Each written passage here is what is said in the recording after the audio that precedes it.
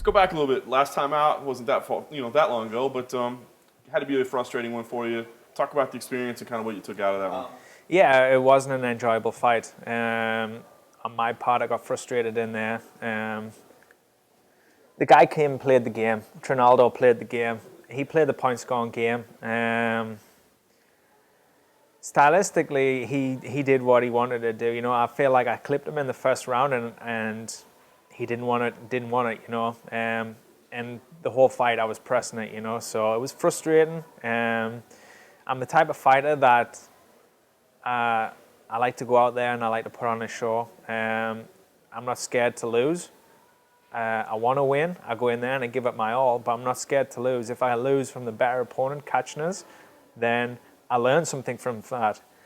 The last fight that I had, I learned, what did I learn? Nothing really. It was just such a frustrating fight.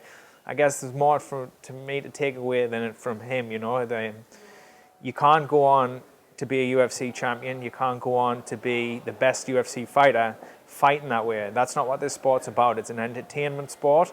The fans are here to be entertained, and no one wants to pay for that type of fight, So I was frustrated, I was upset, and like I said, I had no injuries. I didn't even feel like I was in a fight, so I jumped straight back on the horse, and we're here in Brisbane now, 8 weeks later. It's funny because, you're very respectful. You say, hey, listen, he played the game. You get it. That's how the game is scored. And he did get the win, and you didn't. You know what I mean? But you feel like there needs to be a message that just can't be the way fights play out. Yeah, when you get separated 3 times in one fight from the referee to tell you to fight, there needs to be some, I'm chasing the fight, I'm pushing the fight, I'm giving him shots to throw so I can try and get into a fight and get it going. When the referee's calling you to fight, there needs to be something done, It's not my job to chase around the guy. I'm in there to fight, Yes, there's things you can do, but it's hard, It's hard to, like you said, could have cut. No, I should have just. Should I have done a Nick Diaz and just lay on the floor? And maybe I should have done that, So I don't know, but it was just a frustrating night. I was really fit for that fight. I was really healthy. I was ready to go. I think I came out the first round on rhythm and ready to go, and I got frustrated in there, and I got caught up in the whole game of chasing, and it wasn't the fight. So is that the lesson that you take out of it? Is the mentality that you got to keep? Yeah, the mentality I got to keep is I've got to remember that it is a competition, it is a sport, and the judges are watching. I feel sometimes some of the fights that I've lost in the past, I feel like I didn't lose that fight. I felt like I was winning the fight in there. I felt comfortable in there. My style of fighting is I stay in the pocket, I take a shot to give a shot, I defend a shot. If a guy head kicks us and it lands, it's going to knock us out. If I block it and counter it, did he land that shot?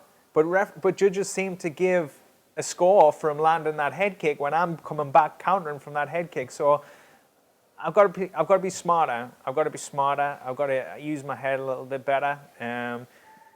I don't know what it is about me, but sometimes when I get in a fight and I get clipped, and I just go into autopilot fight mode, and it's hard for me to switch my brain into playing the game. I just go into fight mode. Yeah, you've been the last couple of years win loss. Has it been frustrating for you? Is it tough to keep focused and not get frustrated at maybe like the lack of progress? Yeah, it's been frustrating. It's definitely not how I wanted things to go. There's been a couple of losses on there, what I feel that I should have won. But yeah, a little bit frustrating. But I'm here, in the UFC. I've been here for 8 years. I'm still fighting on the big shows. Fans want to see us fight. That's the most important thing. They enjoy me fighting. To me, that's one of the biggest things for me, and that's going to keep us growing. I feel this camp especially, I've focused a lot on myself. I haven't gone to a big camp where there's 50, 60 other guys getting ready for fights. It's just all been focused on me. So I'm looking to go out there on Sunday morning and being a little bit different, put on a different style fight. Still exciting, still Ross Pearson, but just being smarter in there, just being cleaner.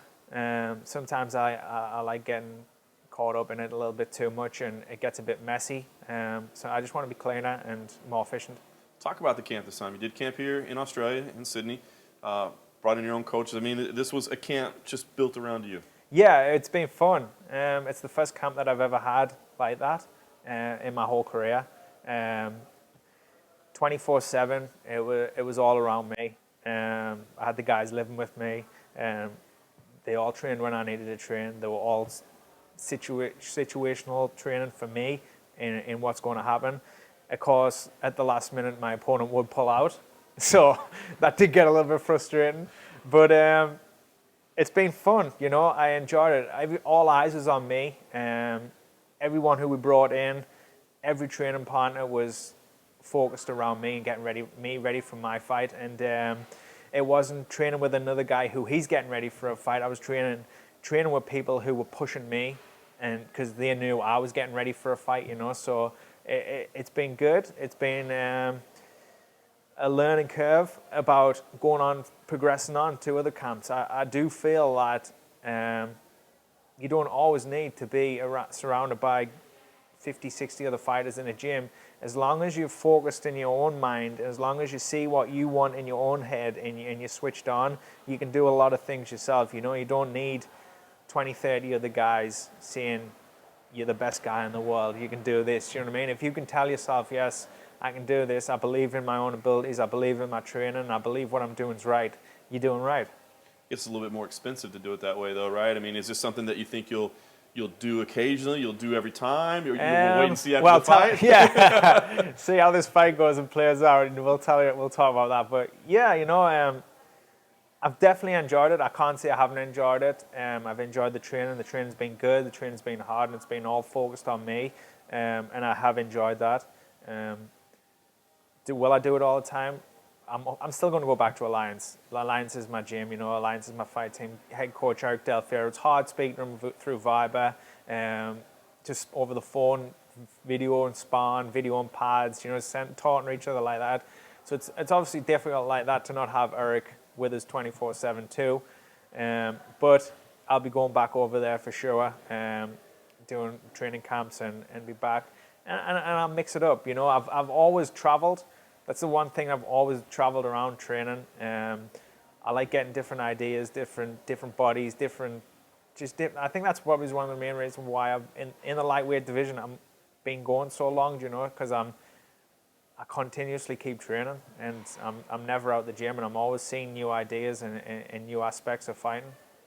You talked about the change in matchup. What do you think about with fighting Chad now? Do you like it? Do you not like it? I mean, what was it like to have to switch everything up at the last second? Yeah, I mean, it was frustrating, of course, you know. This is twice now Abel's pulled out. The last time I fought Gray, Maynard instead. This time, Chad, is this well-rounded guy. He's got a few knockouts on there. He's got a few submissions on there. He won the Ultimate Fighter. I expect it to be a good fight. I expect this to be his most difficult fight he's ever had. But I'm sure he's prepared well.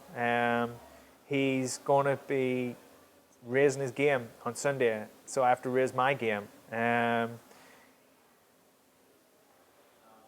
It doesn't matter at the end of the day who it is. Obviously, you like a little bit longer preparation to focus, but at the end of the day, I like to keep it real. I like to keep things real, a real fight. The best man will win.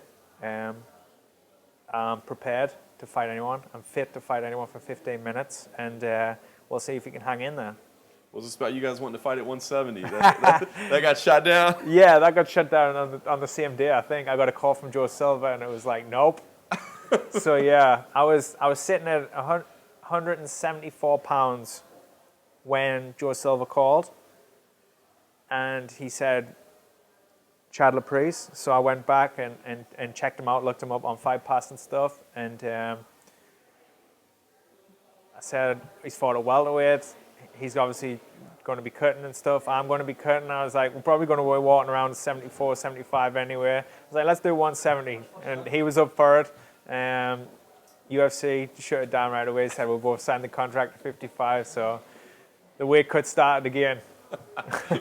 Fantastic. Well, what are we going to see on Sunday morning? Actually, I mean, obviously this, like I said, this new camp style. Yeah. You know, it's kind of investing in yourself. Yeah. What do you think? What are fans going to see? I want to be first. I want to be first off. I want to create a lot more angles. I want to be on rhythm right off the bat. Like most times I am. Sometimes I've started a little bit flat, but I want to be off rhythm and just go. Literally just go. Not thinking about it. Not worrying.